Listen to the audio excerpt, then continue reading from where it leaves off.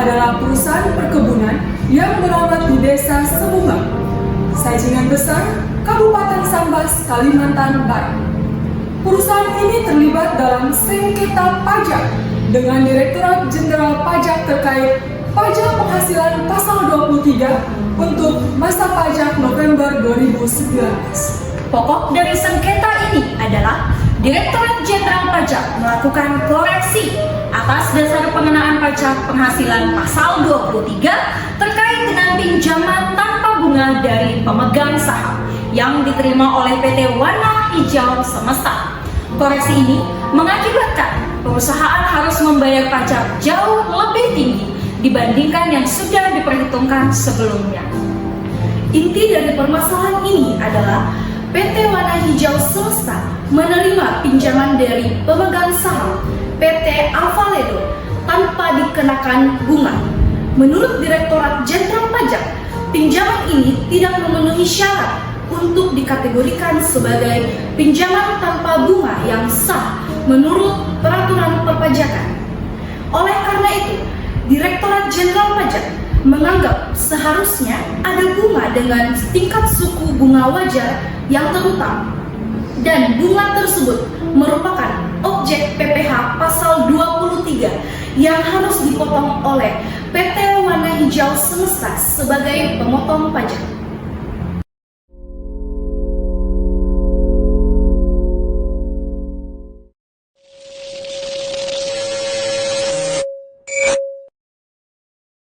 Sidang sengketa pajak dengan nomor pendaftaran PUT garis 007142.12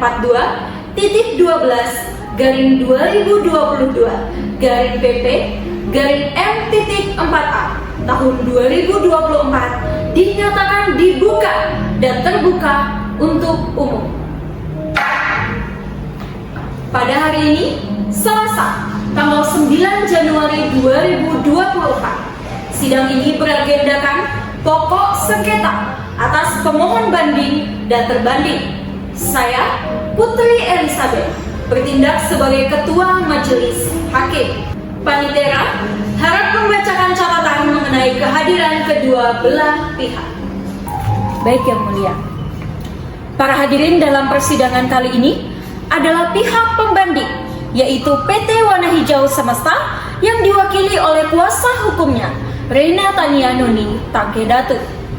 Kemudian pihak terbanding, yaitu Direktorat Jenderal Pajak yang diwakili oleh kuasa hukumnya Gloria Sharon Rambumuni. Baik, persidangan akan dimulai. Kami akan mendengarkan terlebih dahulu pernyataan dari kedua belah pihak, baik dari pemohon banding maupun dari pihak terbanding. Kesempatan pertama akan kami berikan kepada pemohon banding. Kepada kuasa hukum yang mewakili, kami persilakan untuk menyampaikan pokok-pokok keberatan Anda. Terima kasih Yang Mulia Majelis Hakim yang kami hormati, kuasa hukum terbanding yang kami hormati. Saya selaku kuasa hukum dari PT Warna Hijau Semesta mengajukan banding atas keputusan yang dilakukan oleh Direktorat Jenderal Pajak terkait surat ketetapan pajak kurang bayar nomor 00130 garing KEB garing PJ garing WPJ titik 13 2022 atas pajak penghasilan pasal 23 masa pajak November 2019. Pokok keberatan kami mengenai objek kurang bayar, Direktorat Jenderal Pajak melakukan koreksi dasar pengenaan pajak sebesar Rp6.246.687.168 terkait pinjaman tanpa bunga dari pemegang saham dengan alasan bahwa klien kami tidak melakukan pemotongan PPh pasal 23 atas pembayaran bunga kepada pemegang saham. Kami keberatan karena pinjaman dari pemegang saham itu tanpa bunga, jadi tidak seharusnya dikenakan PPh pasal 23. Kemudian kami juga memandang bahwa keputusan Direktorat Jenderal melanggar asas-asas umum pemerintah yang baik dan perhitungan pajak yang tidak adil. Kami mohon kepada Majelis Hakim yang terhormat untuk membatalkan koreksi Direktorat Jenderal Pajak dan menyatakan bahwa surat keputusan pajak kurang bayar tersebut tidak memiliki dasar hukum yang kuat. Terima kasih Yang Mulia. Baik, kami telah mencatat pernyataan Anda, pihak pembanding. Selanjutnya, kami memberi kesempatan kepada pihak terbanding, Direktorat Jenderal Pajak, untuk memberikan tanggapan atas pernyataan yang telah diberikan oleh pihak pembanding. Terima kasih Yang Mulia. Yang Mulia Majelis Hakim yang kami hormati, kuasa hukum pembanding yang kami hormati, saya selaku kuasa hukum dari Direktorat Jenderal Pajak akan memberikan tanggapan atas keberatan yang disampaikan oleh permohonan pembanding. Berdasarkan bukti yang telah kami kumpulkan dari pihak pembanding, kami menemukan bahwa pinjaman yang dilakukan pihak pembanding tidak sepenuhnya didanai dari dana pemegang saham sendiri, melainkan sebagian besar didanai dari utang pemegang saham kepada pihak ketiga. Kemudian, pada tahun 2016, kami menemukan bahwa ketika pinjaman pertama kali diberikan, PT Alvaledo, yaitu pihak yang memberikan pinjaman, mengalami kerugian. Berdasarkan surat pemberitahuan tahun pajak penghasilan Badan 2019, PT Alvaledo mengalami kerugian fiskal. Ditemukan juga pemohonan pembanding tidak sedang dalam kesulitan keuangan, yaitu dengan nilai current ratio yang jauh lebih tinggi dibandingkan current ratio perusahaan sejenis.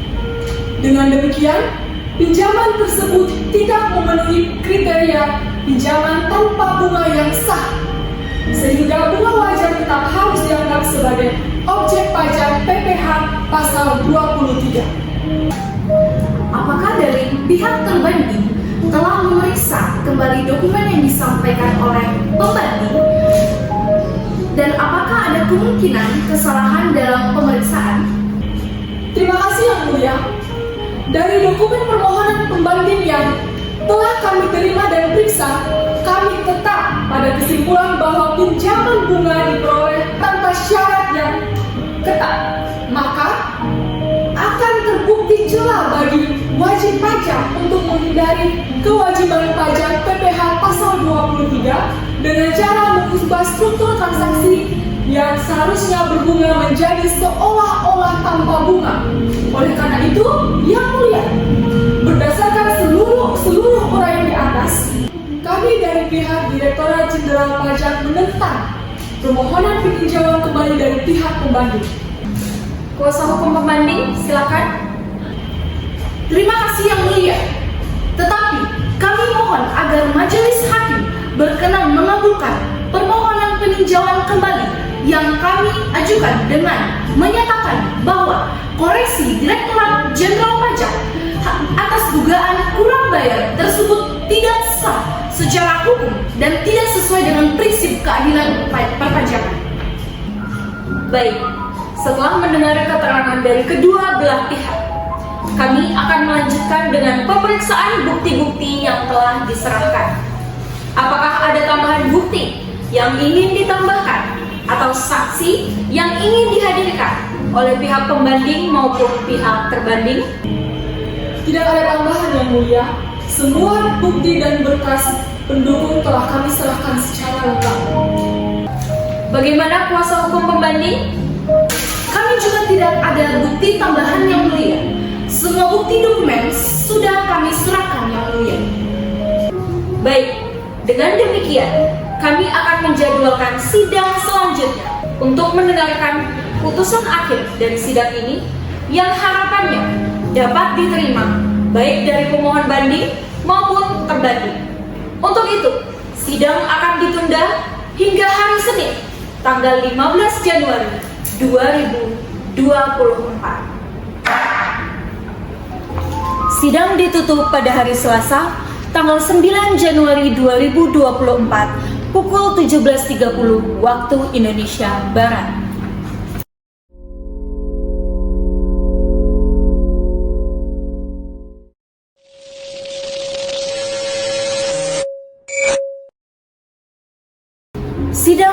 putusan sengketa pajak nomor PUT garis 007942/12/2022 garing PP garing M4A dinyatakan dibuka kembali dan terbuka untuk umum.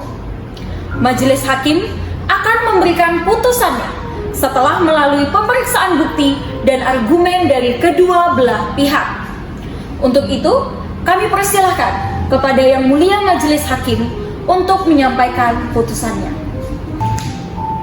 Setelah menimbang seluruh bukti yang diajukan oleh kedua belah pihak, baik dari pemohon banding maupun terbanding, serta mempertimbangkan keterangan yang telah disampaikan dalam persidangan, kami, Majelis Hakim Pengadilan Pajak, memutuskan untuk menolak permohonan peninjauan kembali pemohon banding terhadap keputusan Direktur Jenderal Pajak nomor KEP garis 00130 garing KEB garing PC garing WPC titik 13 garing 2022 tanggal 27 April 2022 tentang keberatan wajib pajak atas surat ketetapan pajak kurang bayar pajak penghasilan pasal 23 masa pajak November 2019 nomor 00011 garing 203 garing 19 garing 702 garing 21 tanggal 12 April 2021 atas nama PT Warna Hijau Semesta NPWP 02/709/722/5/702/000 beralamat di Desa Sebunga, Sajingan Besar, Kabupaten Sambas, Kalimantan Barat, sehingga perhitungan pajak yang harus dibayar menjadi sebagai berikut. Dasar pengenaan pajak PPh pasal 23 sejumlah Rp6.287.187.168 dengan PPh pasal 23 terutang sebesar Rp937.013.075 serta kredit pajak sebesar Rp10.000 sehingga pajak penghasilan pasal 23 yang kurang bayar adalah sejumlah Rp937.003.075 ditambah dengan sanksi administrasi bunga pasal 13 ayat 2 Undang-Undang Ketentuan Umum Perpajakan sebesar Rp288.315.847. Pajak yang kurang dibayar adalah sebesar Rp1.225.318.922. Menimbang bahwa karena permohonan peninjauan kembali ditolak, maka biaya perkara dalam peninjauan kembali ini harus dibebankan kepada pemohon peninjauan kembali. Memperhatikan pasal-pasal dari Undang-Undang Nomor 48 Tahun 2009 tentang Kekuasaan dan Kehakiman, Undang-Undang Nomor 14 Tahun 1985 tentang Mahkamah Agung, sebagaimana telah diubah dengan Undang-Undang Nomor 5 Tahun 2004 dan perubahan kedua dengan Undang-Undang Nomor 14 Tahun 2002 tentang Pengadilan Pajak serta peraturan perundang-undangan yang terkait mengadili 1. Menolak permohonan peninjauan kembali dari pemohon peninjauan kembali PT Warna Hijau Semesta. 2. Menghukum pemohon peninjauan kembali membayar biaya perkara pada peninjauan kembali sejumlah Rp2.500.000. Demikianlah diputuskan dalam rapat permusyawaratan Majelis Hakim pada hari Senin 15 Januari 2024 oleh Putri Elizabeth, Hakim Agung yang ditetapkan oleh Ketua Mahkamah Agung sebagai Ketua Majelis bersama-sama dengan Natania Alexandra dan Saria Simanjuntak, Hakim-Hakim Agung sebagai anggota, dan diucapkan dalam sidang terbuka untuk umum dengan dihadiri oleh kuasa hukum dari masing-masing pihak. Demikian keputusan ini dapat kami sampaikan. Apakah ada pernyataan keberatan dari masing-masing pihak? Izin Yang Mulia, Saya tidak ingin menyampaikan keberatan, tetapi ingin mengajukan pertanyaan.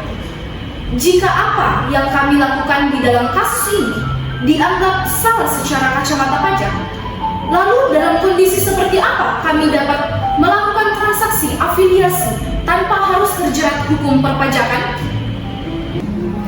Pertanyaan yang bagus, saudara pembanding. Berdasarkan pasal 12 ayat 1 Peraturan Pemerintahan Nomor 94 Tahun 2010 mengatur bahwa pinjaman tanpa bunga dari pemegang saham yang diterima oleh wajib pajak berbentuk perseroan terbatas diperkenankan jika memenuhi syarat yang ditentukan, diantaranya adalah: yang pertama, pinjaman tersebut berasal dari dana milik pemegang saham itu sendiri dan bukan berasal dari pihak lain. Sebagai contoh, jika Anda meminjam dana sebesar 500 juta dari pemegang saham perusahaan Anda, maka keseluruhan dari dana 500 juta tersebut harus benar-benar milik pemegang saham itu, bukan hasil pinjaman dari pihak manapun, karena sekecil apapun persentase dana yang didapatkan dari pihak ketiga untuk dipinjamkan kepada Anda akan dipandang melanggar secara hukum perpajakan. Yang kedua, modal yang seharusnya disetor oleh pemegang saham pemberi pinjaman telah disetor seluruhnya. Sebagai contoh, jika pemegang saham saudara berkomitmen untuk memberikan setoran modal sebesar 1 miliar rupiah, maka keseluruhan komitmen tersebut harus sudah disetor sepenuhnya. Yang ketiga, pemegang saham pemberi pinjaman tidak dalam keadaan merugi. Jadi, ketika pemegang saham Anda memberikan pinjaman kepada perusahaan Anda, pemegang saham tersebut harus laba secara fiskal, karena akan menjadi aneh jika perusahaan yang jelas-jelas sedang mengalami kerugian ternyata justru masih sanggup untuk memberikan pinjaman dana. Dan yang terakhir, Anda sebagai perusahaan peminjam dana harus sedang mengalami kesulitan keuangan yang mengancam kelangsungan usaha Anda, sehingga Anda akan dipandang benar-benar membutuhkan dana tersebut, sehingga harus meminjam kepada pemegang saham. Caranya bagaimana? Anda dapat melakukan analisis kesulitan keuangan yang komprehensif, misalnya dalam bentuk debt to equity ratio yang tinggi, cash flow operasional yang negatif, maupun riwayat gagal bayar atau restrukturisasi utang. Jadi, sebelum Anda memutuskan untuk melakukan transaksi antar perusahaan afiliasi, apalagi seperti dalam kasus hari ini, pastikan terlebih dahulu bahwa Anda sudah melakukan tax impact analysis untuk memastikan seluruh syarat Peraturan Pemerintah Nomor 94 Tahun 2010 tersebut telah terpenuhi. Atau jika Anda menemukan bahwa ada kemungkinan syarat tersebut tidak terpenuhi, Anda bisa langsung menggunakan skema pinjaman berbunga sejak awal agar lebih aman. Beban bunga juga dapat Anda bebankan sebagai deductible expense pada laporan laba rugi fiskal Anda. Demikian, saudara pembanding, jawaban yang dapat kami berikan. Untuk itu, kepada pihak pembanding, apakah masih ada tanggapan atau pertanyaan? Tidak ada, Yang Mulia. Terima kasih atas penjelasan yang telah disampaikan. Bagaimana dengan pihak terbanding? Apakah masih ada tanggapan atau pertanyaan? Tidak ada, Yang Mulia. Terima kasih. Baik, jika tidak ada pernyataan keberatan dari kedua belah pihak, maka persidangan kami anggap selesai. Sidang ditutup pada hari Selasa, tanggal 15 Januari 2024, pukul 17.30 waktu Indonesia Barat.